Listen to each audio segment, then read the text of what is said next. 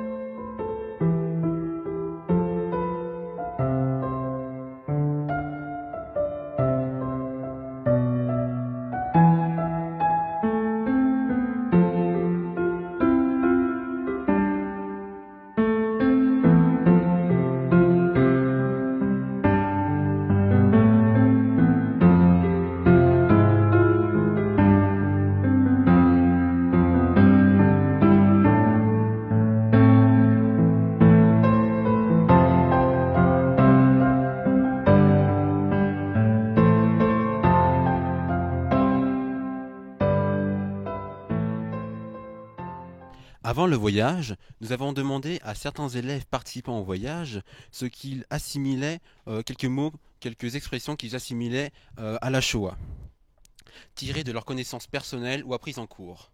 Voici les principales idées qu'ils ont exprimées. Une extermination systématique des populations juives. Exclusion et persécution. Camp de la mort, camp de travail et camp d'extermination. Chambre à gaz et génocide. Un processus de déshumanisation. Un bilan humain terrible. C'est donc fin mars que nous avons accompli ce voyage mémoriel, après lequel nous avons engagé une réflexion sur la façon dont le voyage nous a aidé à mieux comprendre la Shoah. C'est donc ce que nous verrons dans un premier temps. Puis nous verrons comment ce voyage nous a permis de prendre conscience que comprendre la Shoah était un réel enjeu pour l'avenir. Commençons par évoquer Nuremberg, ville du national-socialisme et qui donna son nom aux premières lois anti-juives en 1935, adoptées lors d'un congrès annuel du parti nazi. Retrouvons pour cela Louis, Fanny et Florent. C'est ici que se déroulaient les congrès du parti nazi. Il y a eu quelques discours d'Adolf Hitler. Ce bâtiment a été construit par des prisonniers d'un camp de concentration proche et est majoritairement constitué de granit, symbole de l'éternité et de la volonté d'Hitler d'inscrire son histoire dans le temps. Il mesure 39 mètres de haut et 36 mètres de large, mais sa hauteur devait être le double si la construction avait pu être achevée. Cette hauteur est encore plus accentuée du fait qu'il se trouve à côté d'un lac, et donc le reflet donne une réelle impression de grandeur. Les arcades sont également très hautes pour donner le sentiment à la population d'être dominée par l'architecture. Ce bâtiment pouvait accueillir 50 000 personnes lors des congrès. La cour intérieure devait être l'endroit où se déroulaient les discours. L'arène Zeppelin était un endroit où avaient lieu des défilés, des manifestations sportives, notamment de combats qui constituaient des entraînements à la guerre. C'était un outil de propagande. Une croix gammée siégeait également en haut de la tribune principale, mais elle a été dynamitée à la fin de la guerre par les Américains. La Grosse Straße est une grande allée constituée de dalles de marbre qui ne sont pas lisses pour que les soldats ne glissent pas lorsqu'ils défilaient dessus. Elle a été achevée en 1939. Il faut remarquer la taille immense de ce complexe, qui mesurait 11 km² dans le but d'organiser des rassemblements de masse. Florent et Fanny nous ont rejoints sur le plateau. Bonjour. Bonjour. Alors, personnellement, en quoi la visite de ce lieu a-t-elle contribué à mieux comprendre la Shoah ? Nous avons vu en classe le film Le Triomphe de la volonté, réalisé par Leni Riefenstahl, qui nous a permis de comprendre que la mise en scène jouait un rôle important dans la propagande nazie. Mais être sur place nous a permis de mieux comprendre ces outils et en même temps de saisir comment l'architecture de ce lieu correspondait à une volonté de symboliser la puissance de l'État sur l'individu. En effet, on a pu voir ce que représentait le culte du chef, à travers la grandeur des constructions. Le fait que la salle du congrès soit très imposante peut par exemple nous aider à comprendre comment la population allemande peut, en quête de grandeur, après la défaite de 1918, a réussi à se faire manipuler et ainsi adhérer aux idéaux du parti nazi. Merci Fanny, merci Florent. Il faut savoir que Nuremberg n'est pas le seul lieu à avoir été exploité par la propagande nazie. Nous avons également visité un autre lieu qui a joué un rôle très important. Comme va nous le rappeler Arthur, il s'agit du stade olympique de Berlin. Là, l'idéologie nazie a voulu s'imposer et au reste du monde à travers les Jeux olympiques de 1936. Le stade olympique de Berlin a été construit de 1934 à 1936. Hitler, chancelier à cette époque, a suivi de près la construction de ce monument dans la mesure où il devait symboliser la puissance de l'Empire allemand. En effet, il devait avoir une double fonction. Être le cadre des Jeux olympiques de 1936 et être utilisé par ailleurs pour les défilés et autres manifestations à but de propagande. Ce monument devait donner l'image d'une Allemagne forte.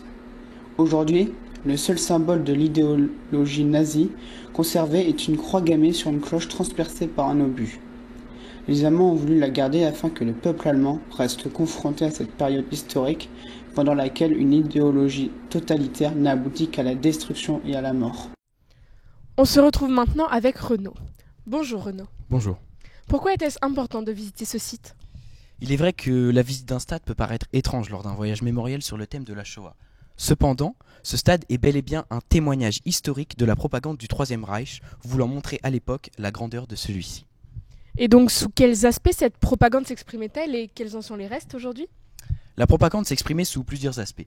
Tout d'abord, à l'intérieur même de l'Allemagne.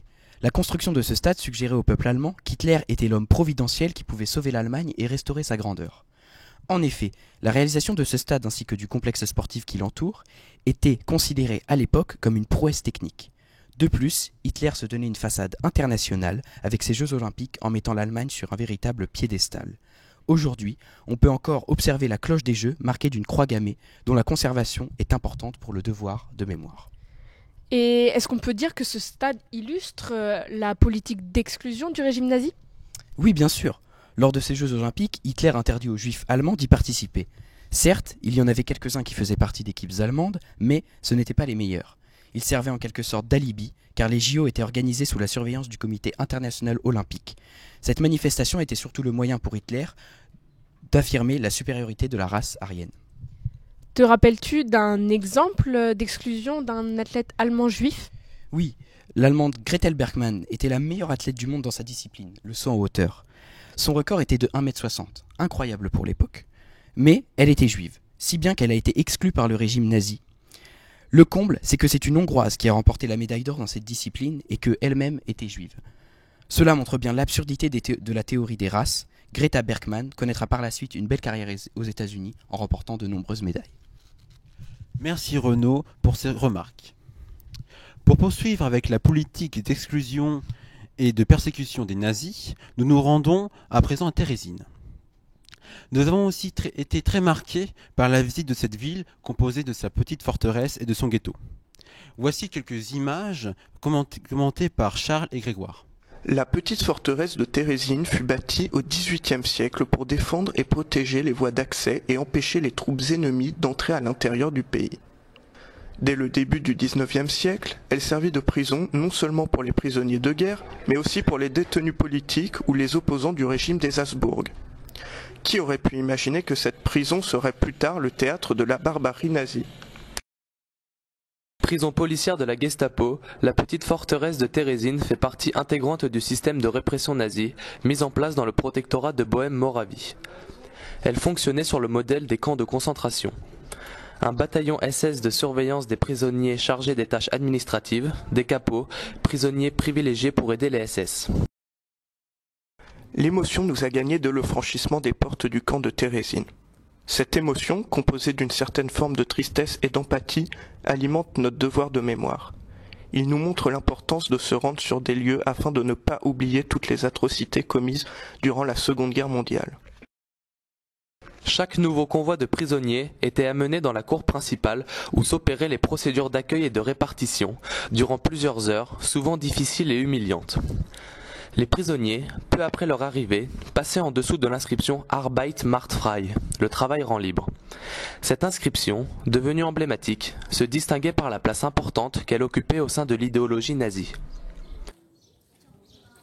Sur ces images, nous distinguons plusieurs lits qui, au vu de leur état, nous laissent imaginer les conditions de vie et d'hygiène dans lesquelles vivaient les prisonniers du camp. Les prisonniers devaient parfois rester debout durant toute la nuit, tellement il y avait de monde dans une cellule confinée. Plus de 32 000 détenus séjournèrent dans ces cellules toujours plus surpeuplées. Les cachots pouvaient aussi servir d'hébergement. Par ailleurs, les rations de nourriture étaient faibles et se composaient de pain, d'ersatz de café et de soupe. Les détenus recevaient des colis, mais les geôliers, souvent, les récupéraient. Les prisonniers étaient entièrement coupés du monde. Le local pour soigner les malades ne contenait pas beaucoup de lits. De plus, les salles consacrées aux interrogatoires et à la torture de prisonniers, où les pires atrocités ont été commises, montrent la cruauté nazie. Les travaux forcés faisaient partie intégrante de la vie de la prison. Construction de bâtiments, aménagement des terrains environnants de la petite forteresse, par exemple, rythmaient la vie des prisonniers. Contrairement aux hommes, les femmes ne travaillaient qu'occasionnellement. La petite forteresse fut le cadre de nombreuses évasions. Les prisonniers prenaient ce risque car ils étaient convaincus qu'ils seraient sauvés de l'exécution ou de la mort en camp de concentration. Par ailleurs, leur état psychique ne leur permettait plus de supporter des rudes conditions de vie instaurées par la prison. L'évasion était difficile car la petite forteresse était dotée de hauts remparts et d'une surveillance sévère. Voici le champ de tir militaire situé entre les remparts. Ce lieu fut le théâtre de nombreuses exécutions dès 1943. Le 2 mai 1945, au sein du camp, a été commis le plus grand nombre d'exécutions de l'histoire de Térésine. La mort par pendaison fut pratiquée une seule fois pour exécuter 3 condamnés. Les exécutions de la petite forteresse restent des crimes que l'on ne peut pas oublier. Dans le cadre du traitement spécial, plus de 250 personnes furent exécutées ici, sans jugement, à partir de 1943. La faim, les épidémies, la persécution inhumaine et les exécutions ôtèrent la vie à 2600 personnes, dont 500 femmes. C'est certain que la visite de la petite forteresse a rendu plus concret le caractère inhumain de la répression nazie. Toutefois, cet antisémitisme s'exprimait aussi à travers du ghetto de Térésine, qui rassemblait des milliers de juifs d'Europe avant de les déporter dans des camps d'extermination. On va à présent écouter Grégoire, qui souhaitait nous parler de la visite du ghetto. Bonjour Grégoire. Bonjour. En effet, après la visite de la petite forteresse, nous nous sommes rendus en ville, dans la grande forteresse de Térésine, c'est-à-dire le ghetto qui fut créé le 24 novembre 1941. C'était un camp de regroupement et de passage pour la population juive. Aujourd'hui, c'est une ville comme les autres, avec ses places, ses bâtiments ou encore ses logements. Qui aurait pu imaginer ce qui s'est passé là-bas ? Plus de 155 000 hommes, femmes et enfants passèrent par le ghetto. 35 000 d'entre eux trouvèrent la mort à Térésine. 83 000 déportés de Térésine périrent dans les camps d'extermination, de concentration et dans les colonnes de la mort à la fin de la guerre. Ainsi, le ghetto de Térésine a tenu un rôle important dans le mécanisme monstrueux du génocide des Juifs. Seul un musée subsiste pour témoigner de l'histoire du ghetto de Térésine.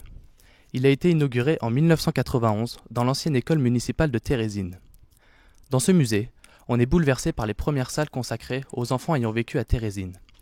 Leurs dessins, leurs poèmes décrivent à la fois un quotidien sordide, la peur et parfois la conscience de leur mort prochaine. Comme l'a écrit dans un poème František Bass, enfant du ghetto de Térésine, déporté à Auschwitz et mort à 14 ans. Cet exemple redonne une humanité à tous ces enfants, victimes de la barbarie nazie et dont les noms sont affichés sur les murs. Une partie du musée a aussi été consacrée au projet d'embellissement réalisé entre 1943 et 1944 dans le cadre d'une visite d'une délégation du Comité international de la Croix-Rouge en juin 1944. À cette occasion, un film de propagande avait été tourné par les nazis pour montrer Térésine comme le siège d'une communauté juive autonome. Pour cette visite, les nazis ont transformé le ghetto concentrationnaire en ville agréable avec ses jardins publics animés de musique, ses manifestations sportives et ses logements vivables. Nous étions révoltés car il s'agissait d'une véritable mise en scène cynique de la part des nazis pour faire croire en leur humanité, alors même que quelques semaines plus tard, l'ensemble des personnes filmées étaient déportées. Toutefois, ce ghetto, s'il a été un lieu d'horreur, a aussi été un lieu de lutte pour conserver son humanité. On peut citer l'exemple de Raphaël Chester, compositeur, pianiste et chef d'orchestre, qui lutta par sa passion contre l'idéologie nazie qui interdisait aux juifs d'interpréter de la musique. On y a fait référence en cours de français, avant le voyage, par la lecture du roman de Joseph Bord, intitulé Le Requiem de Thérésine.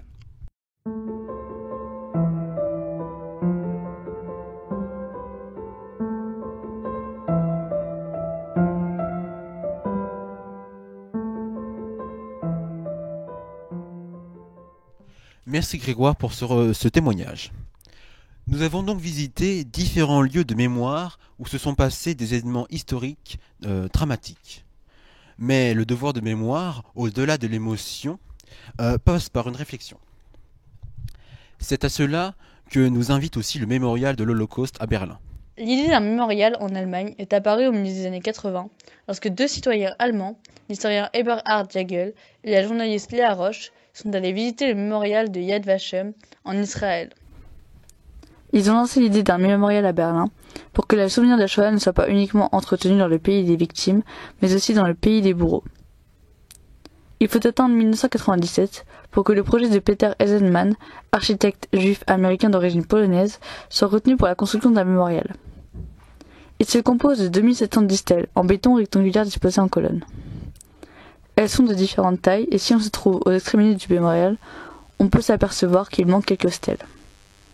Cette architecture laisse lieu aux expressions, émotions et à la libre interprétation. Du coup, Loane, t'en penses quoi de ce monument ? Je pense que ce monument est vraiment impressionnant, d'autant par sa taille et par sa forme qui est spéciale selon moi. Et du coup, pour toi, il représenterait quoi ? Pour moi, toutes ces stèles de béton représenteraient bien sûr les Juifs, étant donné que ce monument commémore les Juifs. Mais je pense aussi que chacune de ces stèles est unique, car chacune de ces victimes était unique. Moi, au contraire, je pense que ces stèles, ça représente le système des camps qui avait été mis en place à cette époque-là, parce que plus on avance, plus on rentre dans quelque chose où il est impossible de s'échapper. Du coup, je pense que ça représente vraiment ces camps-là, où petit à petit, il était impossible pour les Juifs de fuir ce système-là. Et aussi, je pense que le chemin, un peu pas régulier ni droit, montre bien la vue d'un Juif à cette époque qui était plein de dangers, qui pouvait trébucher à chaque instant face à tous ces blocs qui pourraient représenter l'État nazi. Les interprétations de Loane et Axel sont deux parmi tant d'autres. Ce qui est intéressant, c'est que la forme même du mémorial incite les gens à faire un devoir de mémoire encore plus actif, dans la mesure où c'est à chacun de comprendre ce qui a été exprimé par le biais de ce monument. Je suis à présent avec Louise et Camille, qui souhaitaient également faire part de leur ressenti par rapport à la visite du mémorial. Dis-moi Camille, que penses-tu du mémorial aux Juifs assassinés en Europe ? Je trouve ce mémorial très intéressant, par son architecture, mais aussi par ce qu'il s'en dégage. C'est vrai que ce monument est très impressionnant. Lorsqu'on rentre dedans, on se sent englouti par les stèles. Cela nous renvoie à l'ampleur des massacres nazis. On éprouve alors un sentiment d'écrasement. C'est ce qu'a pu ressentir les Juifs. Nous ne pouvons rien faire pour se protéger de la terreur. De plus, l'emplacement du lieu est significatif. En effet, le mémorial est placé aux anciens lieux du pouvoir nazi, le ministère, la chancellerie, dont il ne demeure aujourd'hui plus de traces, si ce n'est le souvenir de leurs victimes. Par contre, je trouve dommage qu'il n'y ait pas le nom des victimes sur les stèles, car pour moi, cela ne permet pas de rendre compte du nombre de victimes. C'est justement pour cela que ce monument est associé à des salles situées au sous-sol, où l'on découvre entre autres une riche documentation sur la chronologie de l'Holocauste, des biographies de victimes à travers le parcours de dizaines de familles juives à travers l'Europe. Oui, tu as raison. Je me rappelle de l'histoire de la famille Haberman, un couple avec ses 2 enfants, qui vivait à Borisław, qui était à l'époque en Pologne. Après l'occupation de leur ville en juillet 1941, la famille fut dispersée. Sala Haberman, la mère, fut déportée dans le camp d'extermination de Belzec, où elle périt. Fischel Haberman, le père et ses 2 enfants, Sabina et Joseph, sont restés dans le ghetto de Borisław pour exécuter des travaux forcés. Ils se cachèrent jusqu'en 1944 pour éviter des exécutions sommaires. Le père et le fils furent à cette date découverts et exécutés à leur tour. Seule, Samina demeura cachée et survécut à l'extermination, ce qui lui a permis de pouvoir témoigner bien plus tard à l'âge de 60 ans. Elle est ainsi devenue une des voix qui portent le souvenir de 6 millions de juifs victimes. Cette tragédie familiale, comme la salle qui présente des ultimes courriers de parents séparés de leurs enfants, suscite une réelle émotion. Nous ayons parfois la gorge serrée à lire ces courriers d'adieu. C'est clair que la connaissance des parcours individuels, des héros, des survivants, nous amène à dépasser les stéréotypes, les chiffres globaux, pour mieux comprendre les réalités des individus ainsi que leur vécu. Certes, cette connaissance génère de fortes émotions, mais on ne peut avoir une mémoire de l'histoire qu'en ayant des connaissances, une compréhension précise de ce qui s'est passé. Il ne faut pas s'arrêter à nos propres émotions, mais au contraire, prendre le temps de s'interroger sur le pourquoi et sur le comment.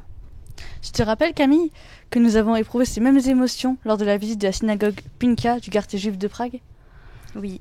C'était une expérience éprouvante, car en voyant les murs de la synagogue recouverts des noms des victimes de la Shoah, nous avons été confrontés à des identités réelles et à des dates précises, la date de leur naissance et celle de leur déportation. Je me rappelle encore de cette voix qui résonnait dans la synagogue, listant les noms des victimes juives à n'en plus finir. C'est des 5 enfants déportés à Térésine qui ont été cachés dans 2 valises par une enseignante avant d'être elle-même déportée à Auschwitz. Comme la synagogue de Prague, le mémorial de l'Holocauste permet de rendre un hommage poignant à des juifs qui ont vécu une déshumanisation par le régime nazi. Mais cela a surtout nourri en nous un sentiment de révolte qui nous oblige aujourd'hui à lutter à notre tour contre ces pensées et ces actes antisémites. Exactement, Louise. Ces lieux de mémoire nous permettent d'avoir une bonne réaction face aux discours et aux actions antisémites, qui sont des crimes contre l'humanité. Je pense que chacun d'entre nous doit condamner tout acte, toute parole, tout écrit qui diffuse une idée de haine, notamment antisémite. Pour finir, une petite vidéo réalisée par Louise qui nous présente l'Holocauste.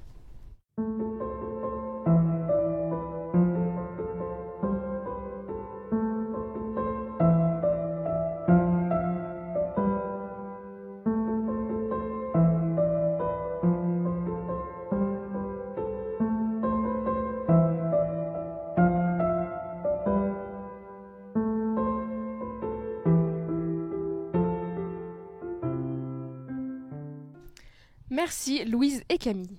Comme vous l'avez compris, ce voyage mémoriel que nous avons effectué fin mars 2019 a été un voyage riche en émotions et en découvertes.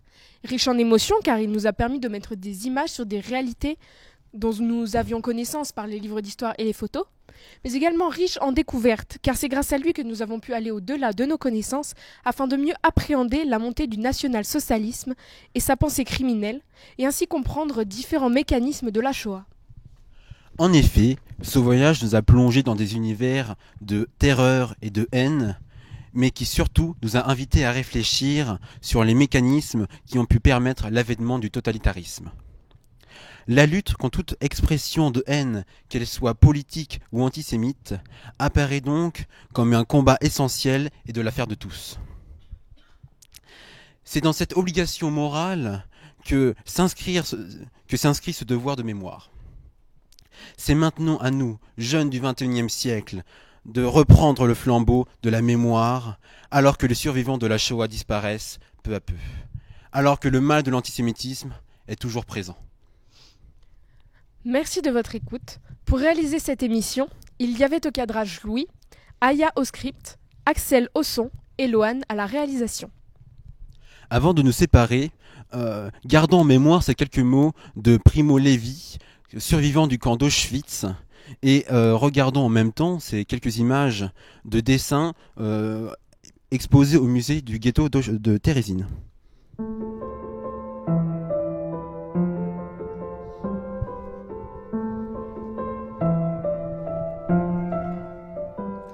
Vous qui vivez en toute quiétude, bien au chaud dans vos maisons, vous qui trouvez le soir en rentrant la table mise et des visages amis, considérez si c'est un homme que celui qui baigne dans la boue, qui ne connaît pas de repos, qui se bat pour un quignon de pain, qui meurt pour un oui ou pour un non. Considérez si c'est une femme, que celle qui a perdu son nom et ses cheveux, et jusqu'à la force de se souvenir, les yeux vides et le sein froid, comme une grenouille en hiver. N'oubliez pas que cela fut, non, n'oubliez pas. Gravez ces mots dans votre cœur. Pensez-y chez vous, dans la rue, en vous couchant, en vous levant. Répétez-les à vos enfants.